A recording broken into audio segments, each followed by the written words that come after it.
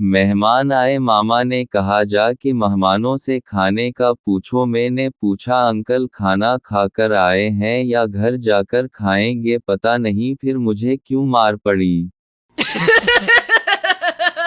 आज मैंने 9 बजे एक छोटी सी महफिल रखी है, आप सब जरूर आए। इस महफिल में चिकन बरोस्ट, कोल्ड डरनकस, पिज्ज़ा, समोसे, चाट, पकौड़े, दही भल्ले, आइसक्रीम और बर्गर से होने वाले नुकसानात के बारे में बताया जाएगा, आना मत भूलिएगा।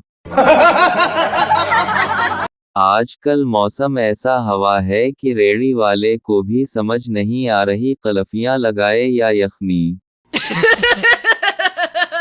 बीवी आसमान पर सितारे देखते हुए बोली, वो कौन से चीज है जो तुम रोज देखते हो लेकिन तोड़ नहीं सकते। शौहर गुस्से से, तुम्हारा मुंह।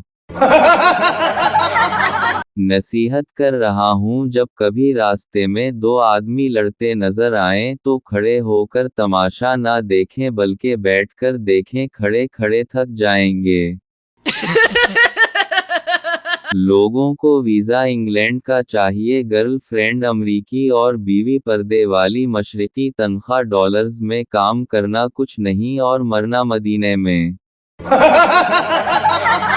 मरीज, मुझे रात को नींद नहीं आई, डॉक्टर लेट के 2000 तक गिनती गिना करो, नींद आ जाएगी। अगले रोज वो मरीज डॉक्टर के पास दोबारा आया तो डॉक्टर ने पूछा कि मशवरे पर अमल किया। मरीज, जी किया था, बहुत मुश्किल काम है। 1000 तक पहुंचा तो नींद आने लगी, फिर चाय पी और 2000 पूरे किए। बीवी में पुराने कपड़े डोनेट करूं किया, शौहर फेंक दो किया डोनेट करना। बीवी, नहीं जी, मोहल्ले में गरीब भूखी प्यासी औरतें हैं, उनमें से कोई भी पहन लेगी। शौहर, तुम्हारे नाप के कपड़े जिसको आ जाएं वो भूखी प्यासी थोड़ी होगी। शौहर, अभी तक घर से फरार है।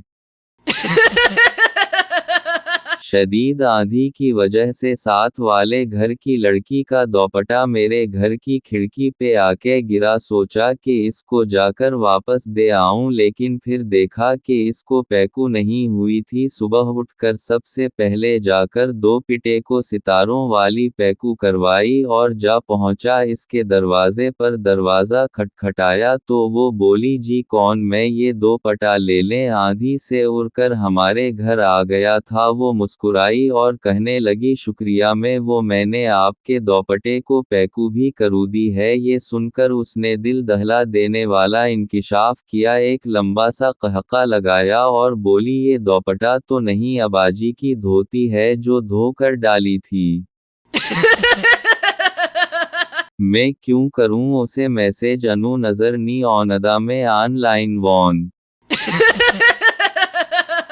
एक औरत सड़क किनारे गोद में बच्चे को लिए खड़ी रो रही थी। मैंने पूछा, क्या बात है बहन? वो बोली, बच्चा बीमार है, डॉक्टर की फीस और दवा के पैसे नहीं है। मैंने जेब से 1000 रुपए का नोट उसे थमाया और कहा कि जाओ और दवा भी लो और डॉक्टर की फीस भी और बाकी पैसे वापस कर देना। वो डॉक्टर के पास गई और कुछ देर के बाद वापस आई और 600 रुपए वापस भी कर दिए और ढेर सारी दुआएं दे। मैं मुस्कुराया और इसका शुक्रिया भी अदा किया। नेकी कभी रायगा नहीं जाती। उस औरत को बच्चे के इलाज और दवा के पैसे भी मिल गए और मेरा जाली नोट भी चल गया।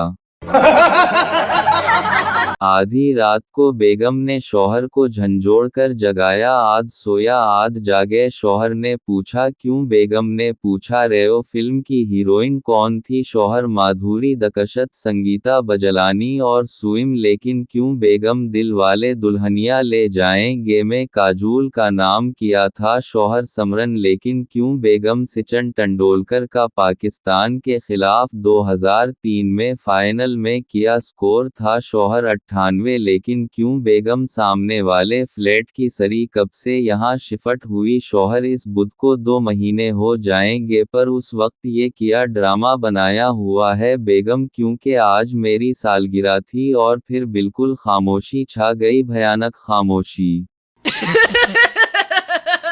एक अंग्रेज पाकिस्तान की सैर करने आया। वो एक पाकिस्तानी गाइड को लेकर लाहौर की सैर कर रहा था। रेलवे फाटक बंद था। अंग्रेज ने गाड़ी खड़ी की और देखा कि एक पाकिस्तानी कंधे पर साइकिल उठाए रेलवे फाटक क्रॉस कर रहा है। कि अंग्रेज ने पाकिस्तानी गाइड से पूछा कि ये शख्स क्या कर रहा है। गाइड ने अंग्रेज को बताया कि असल में पाकिस्तानी कौम के पास वक्त नहीं है, वो गाड़ी आने का इंतजार नहीं कर सकते, इसलिए ये शख्स साइकिल कंधे पर उठाए फाटक क्रॉस कर रहा है। जब गाड़ी गुजर गई तो अंग्रेज ने फाटक क्रॉस करके देखा, वही शख्स दूसरी तरफ बंदर का तमाशा देखने में मशगूल था।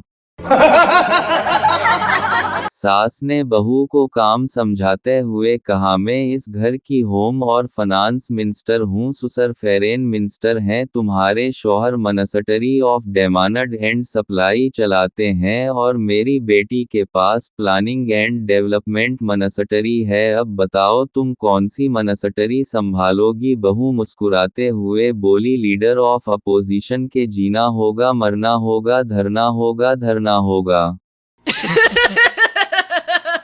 एक अच्छा शौहर बिल्कुल सपलट एयर कंडीशनिंग की तरह होता है। घर के बाहर गर्म लेकिन घर के अंदर ठंडा, यख दीवार से लगा हुआ और रिमोट से चलने वाला।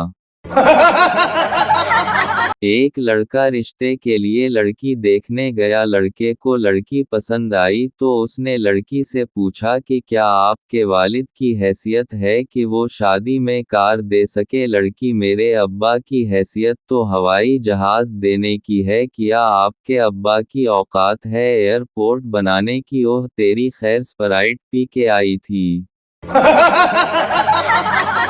अगर आपकी मंगनी हो चुकी है तो समझ जाएं आप तन्हा हो चुके हैं। जिंदगी के सारे हक अब उसके हैं। वो फोन ना उठाए तो इसका मतलब है कि वो सोई हुई है, कोई फिल्म देख रही है, सहेलियों के साथ है, पढ़ रही है, पड़ोस में किसी की इयादत को गई है, अम्मी के साथ शॉपिंग गई है, खाना बना रही है, नमाज पढ़ रही है, अब्बू के पैर दबा रही है, खाला से फोन पर बात कर रही है, छोटे भाई को होमवर्क करा रही है, दादी को दवाई पिला रही है, घर वालों के साथ है, वगैरह वगैरह। लेकिन अगर आपने उसका फोन नहीं उठाया तो इसका एक ही मतलब है कि आप किसी और के चक्कर में हैं।